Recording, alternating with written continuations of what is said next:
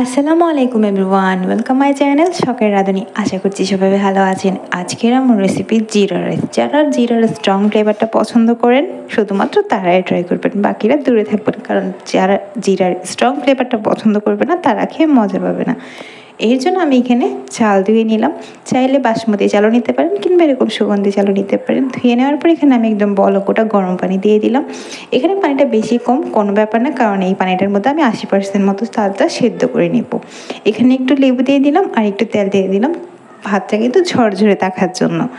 এবার এখানে আমি এটাকে সেদ্ধ করে 80% মতো একটা স্টেনারে পানি ঝরাতে দিয়ে অন্য একটা কড়াইয়ের মধ্যে দিয়ে দিলাম ঘি।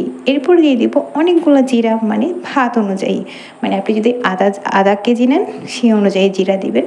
তবে এখানে জিরাটা একটু বেশি হবে, ভাতের আর কোনো উপকরণ যাবে না, শুধুমাত্র জিরা যাবে এই ভাতটার মধ্যে। জিরাটা ভাজার পরে আমি এবার সেই 80% সেদ্ধ করা চালটা দিয়ে ঢাকনা দিয়ে দিব ভালো করে মেশানোর পরে। আর অবশ্যই একটু লবণটা চেক করে নেবেন। 10 মিনিট পরে ঢাকনা উঠিয়ে আমি এখানে সুগন্ধের জন্য তেজপাতা আর কাঁচামরিচ দিয়ে দিলাম।